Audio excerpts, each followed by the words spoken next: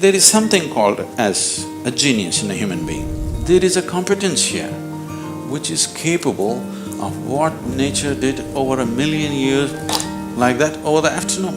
If the necessary striving is there, you can make it into your conscious process. If you set up the necessary situation, success is an assured thing for that person.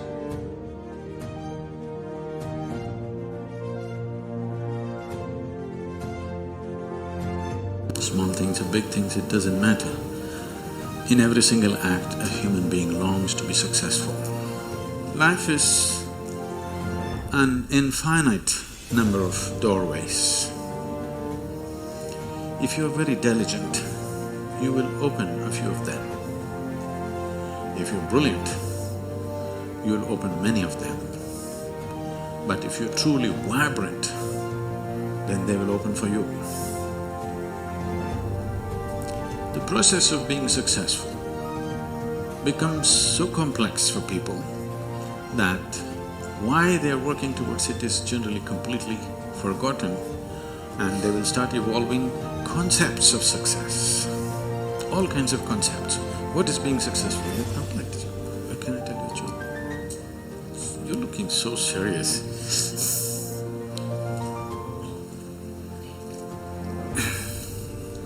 There was a man in India whose name is Shankaran Pillai. Okay, it's like John Smith.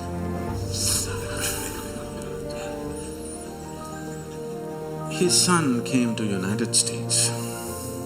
Obviously, an Indian young man means he's a software engineer. He went to Texas, Houston and started working there. Then he fell in love with a white American woman. He struggled because back home, this love affair is a crime. He struggled and struggled, then one day told his mother, then the mother informed the father, and the father exploded. He went back home to convince him, didn't work, because in India, if you have to get married, they're tracing your family tree for 5,000 years. They're looking at the genetic purity of the person that you're marrying.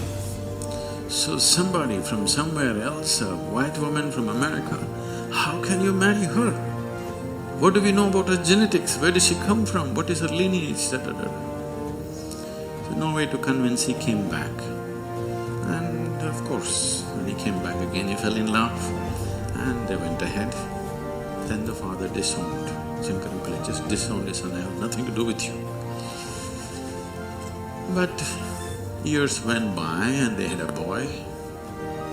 And the boy's picture from the day he was born, it was on the Facebook, and the wife sticks it in his face, and the little baby, and it's growing up every day and all the things. Slowly, you have disowned the son, but the grandson is a different matter. Slowly, within a matter of 1-2 years, he completely fell in love with this little baby that he has not seen. Things happened and people started coming from America, those who were traveling. Oh, you must see your grandson. You not seen him? Oh, you must see him, this is the fruit of your life. Slowly it caught him. Then he decided he's not going to see his son's face. He'll come to America and only see the grandson's face. And of course he's not going to look at that white woman. Then he came to America and a 7-year-old boy full of energy, they're living on a small ranch, he's all over the place doing all kinds of things. He completely got washed away by this little fellow. Then this little boy one day said, "Grandpa, come, I'll show you my archery skills." He took him to the barn inside and he went into the barn. There he saw 8 targets, all of them with the arrow in the bullseye. Shankaran Pillai looked at it and then he thought, oh, this is my grandson. He thought of all the great legendary archers of India, Arjuna and Ekalavya, and he saw the future, all the Olympic gold medals falling from the sky. Then he asked, from what What distance did you shoot? The boy said, from 20 yards. What? From 20 yards, 8 targets, you shot them dead on bullseye? How do you do this? And the boy said, Grandpa, I first shoot and then paint the target. So, these concepts about being successful can be very crippling. And I've continuously been with people, they've reached a certain point of success and their concepts of success are not fitting, their life is not fitting into their concept of success and it's breaking it and they think something is going wrong. It is not going wrong, they're just getting better, situations are pushing them on, but their concept is breaking up, so they're suffering their success. You will see any number of people going through these kind of things. When we talk about success, I'm sure all of you must be already having plans as to how to unfold this success in your life. Get your plans. Plan is good, but plans again can get caught up in things because you plan from what you know today. Nobody can plan from something that you do not know. Your plan means it is an exaggeration of today as a tomorrow. Right now you're here at a certain level, now you think, my plan means this must be 10 times more in this many years or whatever, or 100 times or 1,000,000 times or whatever. But plan is just essentially an exaggeration of what is today. Maybe there is a certain logic to it, maybe there's a certain understanding of the logistic attached to it, but essentially it's an exaggeration of today. That means in many ways it's ruled out whatever other possibilities which are not yet in your experience. In Pennsylvania, you heard of the Pennsylvania floods? Pennsylvania has floods, It once happened, a big flood came and water started rising in a small town and it rose up to the houses getting submerged. So 2 young boys got onto the roof of their house and they were sitting there. And then they saw a hat going up and down in front of the house. One of the boys asked, what is that? Why is that hat going up and down? So the other boy said, don't worry, it's my dad. Yesterday night he got into a fight with my mom and took a vow, hell or high water, I'm going to mow that lawn.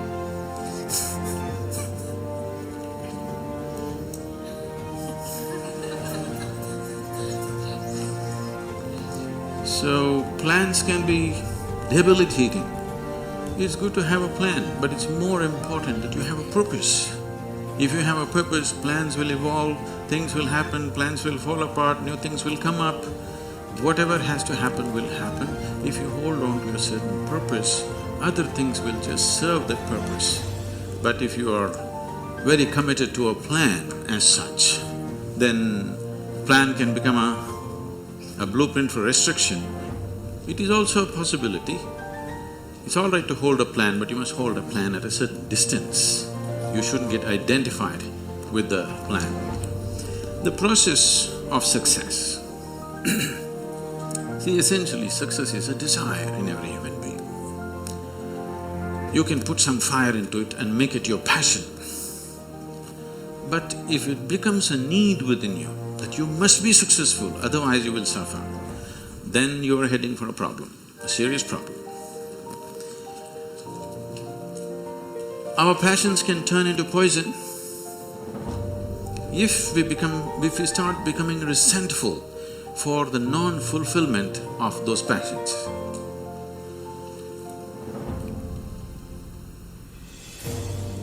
When I say turning into poison, today there's substantial medical and scientific evidence to show that if you become resentful, when you resent something, when you're angry with something, when you're frustrated with something, we can medically today check, we can do a little bit of blood work and show you, you're actually putting poison into your system. These are poisons that you drink and you hope somebody else will die. Life does not work like that. If you drink poison, you die, and it's fair. It's very fair, isn't it? If you drink poison, you must die. I drink poison, I want him to die. It doesn't work like that. So these emotions always take away the fundamental ability. See, there is something called as a genius in a human being. Every human being has it, every human being touches it at some moment of life. But the question is, how often do you touch it? That's a question. You sparked once in your lifetime. That's not good enough. You must be sparking all the time, isn't it? What is genius? There are many ways to look at it. One simplest way to look at it is, when we say intelligence, we are always thinking logical thought. Now, logical thought will be meaningless probably in another 25 years because your computer may be able to explore all the permutations and combinations of logical thought much quicker and better than you can do. So touching the genius means there's another dimension of intelligence within you. What did you have for breakfast? Chicken and salad. See, he ate a chicken. Over the afternoon, this chicken has transformed itself into a human being. If you ask Charles Darwin, how long does it take for a chicken to become a human being, he would talk in terms of millions of years. Here he is. Over the afternoon, he transforms a chicken into a human being. So there is an intelligence here, there is a competence here, which is capable of what nature did over 1,000,000 years like that over the afternoon.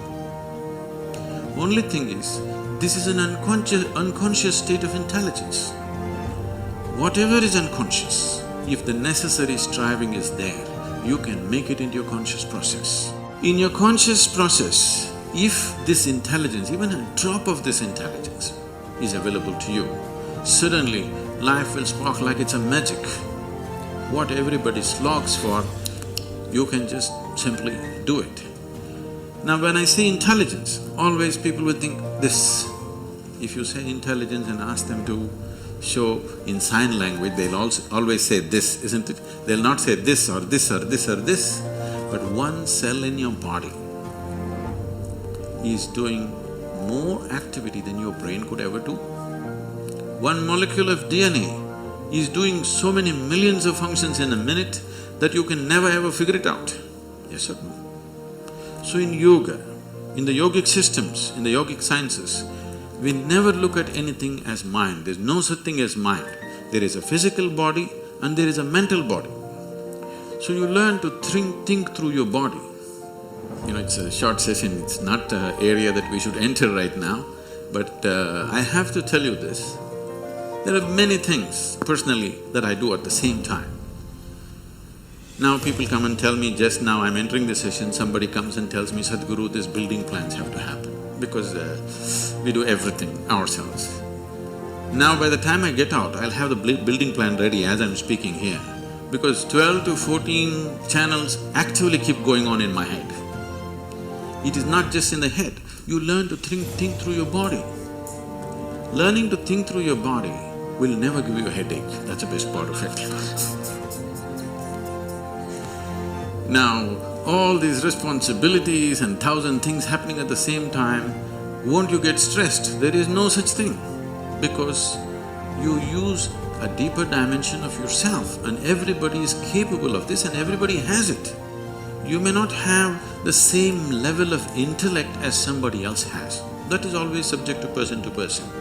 But all of you eat, if you eat a carrot, you can digest it, that means you have another dimension of intelligence, yes? If you set up the necessary situation that everything that's there within the system is available for you, success is an assured thing for that person.